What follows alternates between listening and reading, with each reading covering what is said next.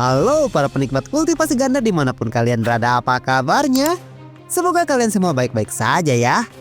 Kali ini kita akan melanjutkan kembali alur cerita manhwa sang dewa kultivasi ganda yang sudah memasuki episode ke-102.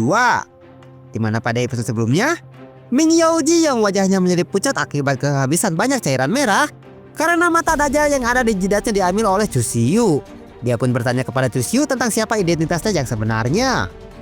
Dan setelah melihat senyuman licik di wajah Chu Xiu, Ming Yaoji akhirnya menyadari kalau yang sedang berada di hadapannya itu adalah Chu Xiu.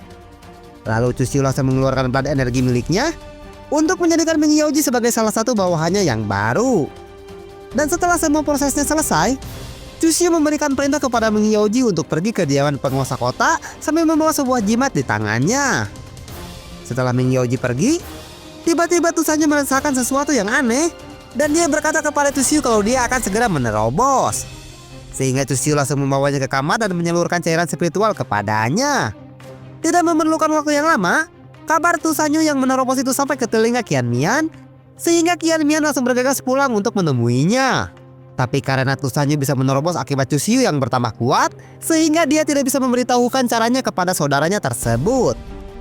Lalu Qian Mian pun pergi ke istana Blackstone untuk menemui dua raja suci yang ada di sana, di mana dia mengatakan kepada mereka kalau kemungkinan besar putra suci Taisu Chu Xiu sedang berada di kota Tianyao.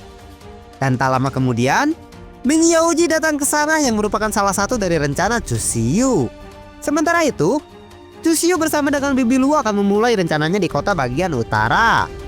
Tapi di saat akan memulai aksinya, tiba-tiba para penjaga bermunculan di tempat Chu Xiu berada, seolah-olah mereka memang sudah menunggu kemunculan dari Chu Xiu. Bagaimanakah kelanjutan ceritanya? Tanpa banyak berbasa-basi lagi, kita langsung saja menuju ke pembahasannya. Cerita berlanjut. Melihat para penjaga yang berlarian di bawah mereka, Bibi Luo berkata kepada Chu Xiu, "Mereka sudah bersiap sebelum kita datang kemari. Apakah mereka sudah mengetahui rencanamu?" Dengan kecerdasan yang dimilikinya, Chu Xiu langsung bisa menyimpulkan akar masalahnya. Dia bilang, "Semua ini pasti gara-gara Tuan Feng. Apakah dia masih hidup? Meskipun aku tidak mau mengatakannya, tapi misi kali ini terasa sangat disayangkan." Sementara itu di dekat istana Blackstone, terlihat Qian Mian yang ikut bergegas bersama King Yu karena telah terjadi sesuatu di sana. Qian Mian bilang, "Aku benar-benar tidak percaya apa yang aku dengar ini. Kau mengatakan kalau salah satu raja suci yaitu Kera Emas Sun Gokong telah tewas? Sepertinya semuanya masih berada dalam rencana Chu Xiu. Karena sebelumnya Chu Xiu mengirim Ming Yaoji untuk menghancurkan sebuah jimat di istana Blackstone. Dan sepertinya hal itu membuat Sun Gokong kehilangan nyawanya." King Yu bilang, "Menurut laporan yang aku terima, Raja Kera Emas menerima sebuah kutukan dao yang sangat kuat dari seseorang, sehingga dia langsung tewas di tempat." Qian Mian menjawab, "Mustahil, seorang raja suci sepertinya tidak akan bisa dikalahkan semudah itu." King Yu kembali berkata, "Sebenarnya kutukan dao itu diarahkan kepada Raja Demon Kupu-Kupu, tapi Raja Kera Emas langsung melompat untuk menahannya sehingga dia langsung tewas di tempat." Qian Mian pun akhirnya bisa menerima dan mengerti setelah King Yu menjelaskannya kepadanya, meskipun itu adalah sebuah kerugian besar bagi pihak para demon. Qian Mian langsung terpikirkan sesuatu, dia langsung berhenti di udara. Dia bilang, "Chu Xiu, ini pasti ulah dari Chu Xiu. Dia pasti telah menyabotase kapak dia Dinu. Hanya dia yang memiliki motif untuk melakukan hal yang sangat licik seperti itu." King Yu menjawab, "Itu semua ulah dari Chu Xiu katamu? Dia benar-benar lebih keji dibandingkan dengan kita para demon." Menyadari hal itu, Qian Mian langsung membuka portal untuk pergi ke kota bagian utara. Dia bilang, "Tujuan Chu Xiu pasti untuk menyelamatkan Liu Hongyi. Kita harus segera pergi ke kota bagian utara untuk menghentikannya. Jika kita beruntung, mungkin saja kita bisa melenyapkan Chu Xiu dengan bantuan dari saudara-saudara kita yang ada di sana." Sementara itu di tempat Liu Hongyi yang sedang ditahan, dia langsung pergi keluar karena mendengar keributan yang terjadi di sana. Dia bilang, "Apa yang terjadi di sini? Mengapa di bawah sana sangat ribut sekali?" Temannya menambahkan, "Kenapa para monster itu datang ke sini? Apakah mereka sudah menyadari kalau kita sudah merusak formasinya?"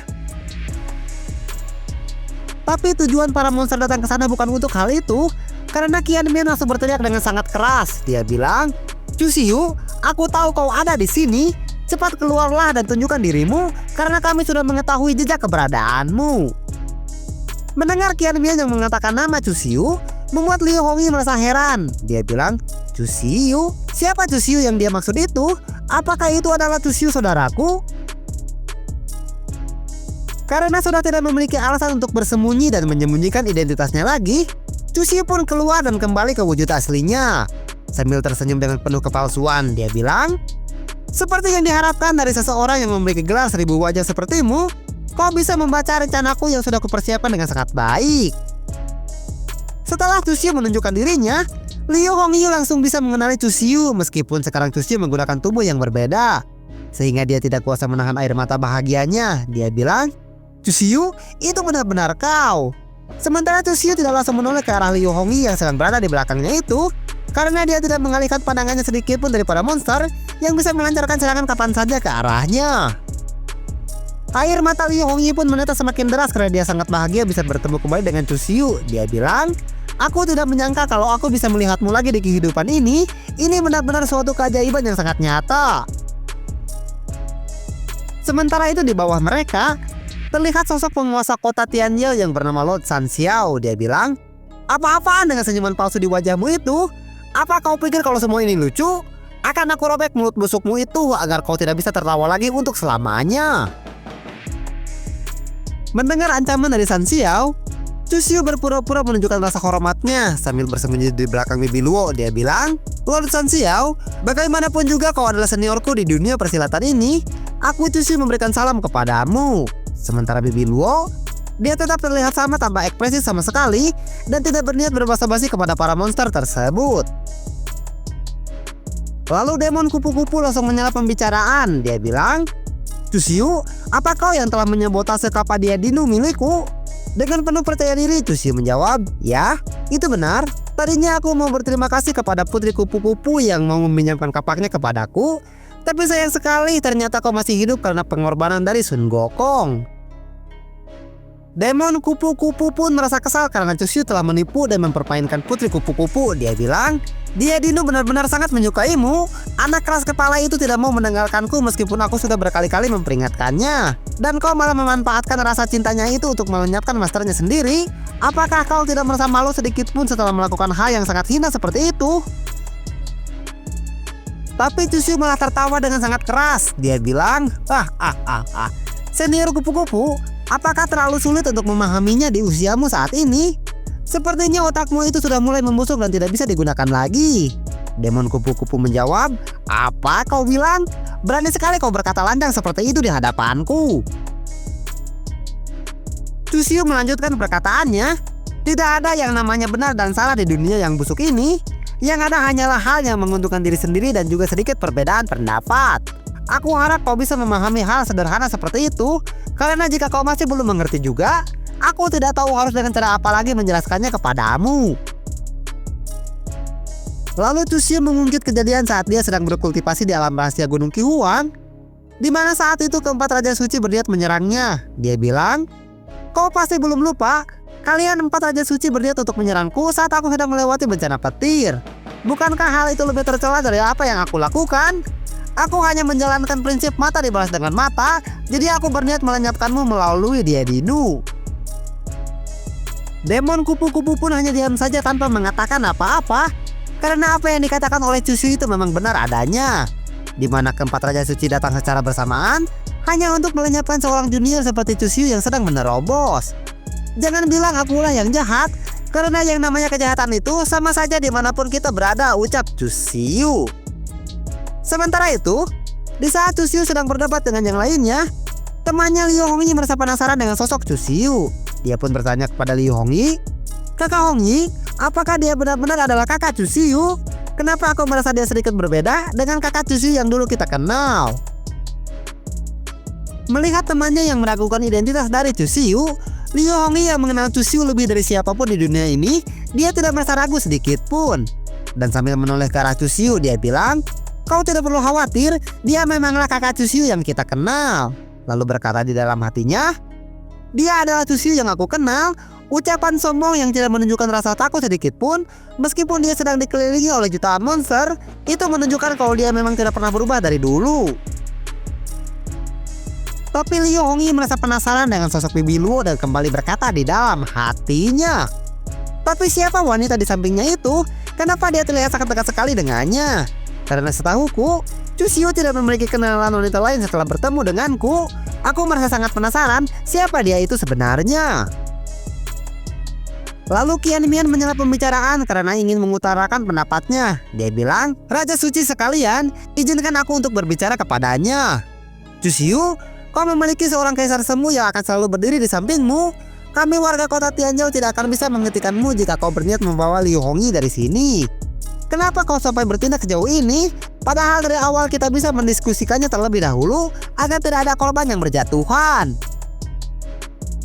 Dengan putus asa, Qian Mian melanjutkan perkataannya. Apakah dengan gugurnya Raja Kera Emas dan membuat marah semua kultivator yang ada di kota Tianzhou ini, itu adalah tujuanmu yang sebenarnya? Katakan kepada kami, sebenarnya apa yang kau inginkan dengan melakukan semua ini? Dengan senyuman jahat di wajahnya, Chusyu menjawab, "Ternyata kau tidak sepintar yang aku perkirakan. Siapa yang bilang kalau kedatanganku ke sini hanya untuk membawa Liu Hongyi pergi dari sini? Karena wilayah para demon ini terletak sangat jauh dengan wilayah kami para manusia." Tapi Qian Mian tidak mau mempercayai perkataan dari Chusyu. Dia bilang, "Niatmu sudah kami ketahui dengan jelas. Untuk apa kau terus berpura-pura lagi?" Chusyu menjawab, "Berpura-pura atau tidak, hanya aku sendiri yang mengetahuinya. Jadi untuk apa kau repot-repot menebak maksud dan tujuanku datang ke kota Tianzhou ini?" Sementara itu, Tusanyo yang juga berada di sana, dia juga tidak mengetahui apa yang ada dalam pikiran Chusyu. Sehingga Tusanyo pun bertanya-tanya dan berkata di dalam hatinya, "Apa yang dimaksud oleh master itu? Apakah dia masih memiliki kartu yang lainnya yang belum dia tunjukkan? Aku benar-benar tidak bisa menebak isi hatinya." Lalu Chusyu mengatakan kepada semua orang tentang tujuannya datang ke sana. Dia bilang, "Tadinya aku hanya berniat datang ke tembok besar Tianyuan untuk berlatih di sana. Lalu aku mendengar kabar kalau penguasa kota Tianzhou, Lord San Xiao, telah menangkap banyak manusia dan menggunakan pada esensi mereka untuk menempa suatu senjata kekaisaran. Sebagai seorang putra suci dari umat manusia, tentu saja aku harus menyelamatkan kaumku yang menjadi tawanan kalian." Chusyu pun memandang Qian Mian sambil tersenyum sinis. Dia bilang, "Adapun tentang negosiasi yang dikatakan oleh Qian Mian sebelumnya, apakah kau berpikir kalau Lord San Xiao akan setuju dengan apa yang aku inginkan itu?" Tentu saja San Xiao menjadi marah mendengar permintaan dari Chusyu yang mustahil itu. Dia bilang, "Berani sekali kau mengajukan persyaratan konyol seperti itu kepadaku. Mana mungkin aku mau mendengarkan perkataan dari seorang bocah manusia sepertimu." Melihat ekspresi San Xiao yang menjadi marah saat mendengar tujuannya, Chusyu pun kembali berkata, "Kau bisa lihat sendiri bukan? Karena Lord San Xiao tidak akan menyetujui usulanku jika aku bernegosiasi dengan kalian. Jadi untuk apa juga aku harus repot-repot bernegosiasi kalau ujung-ujungnya kalian tidak akan menyetujuinya?" Setelah mendengar perkataan dari Chusyu, Qian Mian langsung mengerutkan keningnya. Dalam hati dia bilang, "Dasar bocah ini, dia rela membuang kehormatannya sendiri hanya untuk memperjelas kalau dia bukanlah Old Demonchu." Sementara Chusyu, dia sudah bisa menebak apa yang sedang dipikirkan oleh Qian Mian. Dan sambil tersenyum dengan wajah jahatnya, Chusyu berkata di dalam hatinya, "Kau menebak kalau aku adalah sang Old Demonchu, tapi pada akhirnya apa yang akan kau dapatkan? Seorang putra suci Taisu menyelinap ke wilayah para monster yang sangat berbahaya hanya demi menyelamatkan kaumnya sesama manusia. Dengan alasan seperti itu, siapa yang akan berani mengkritik tindakanku ini?" Sambil tersenyum puas dengan alasannya tersebut, Chusyu kembali berkata di dalam hatinya, "Sekarang apa yang bisa kau lakukan jika aku tidak mau mengakuinya? Kau pikir akan sangat mudah untuk mengetahui siapa identitasku yang sebenarnya?" Dan para demon pun terlihat sudah bersiap-siap untuk memulai pertarungan. Melihat Chusyu dan Bibi Luo yang masih melayang di udara, San Xiao pun bergurutu sambil melihat ke arah mereka. Dia bilang, seorang kaisar semu ya." Lalu San Xiao langsung berteriak dengan keras sambil melihat ke arah mereka berdua dan kembali berkata, "Hari ini aku akan beradu kekuatan dengan seorang kultivator di ranah kaisar semu." Tentu saja Qian Mian pun sangat terkejut setelah melihat energi spiritual yang meluap-luap keluar dari tubuh San Xiao. Dalam hati dia bilang, "Apa? Ranah kaisar semu? Apakah Lord San Xiao sudah berada pada tahap itu juga? Sepertinya selama ini dia sudah menyembunyikannya dengan sangat baik."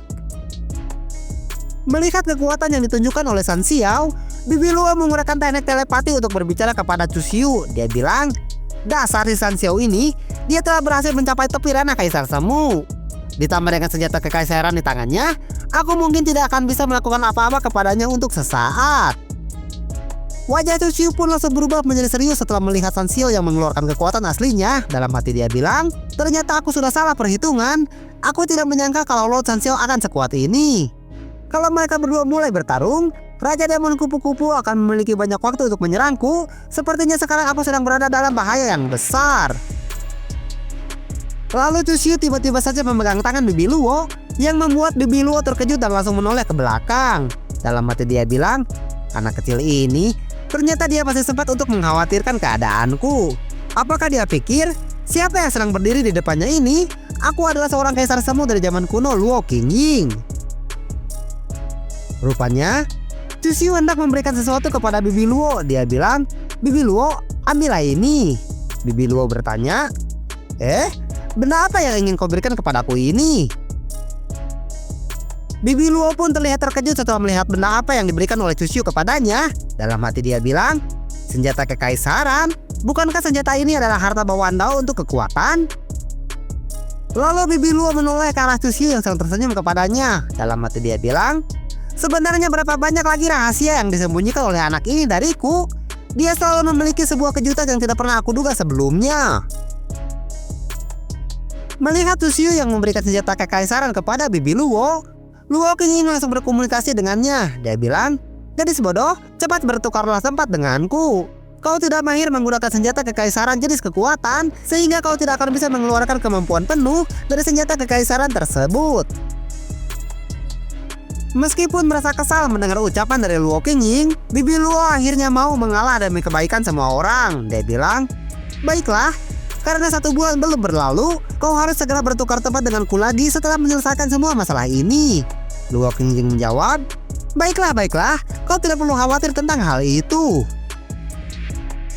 Lalu mereka berdua pun bertukar tempat agar bisa mengeluarkan kemampuan senjata kekaisaran itu dengan sempurna, yang membuat Luo Qingying merasa senang dan berkata di dalam hatinya, aku tidak menyangka kalau Chuchiu memiliki benda bagus seperti ini.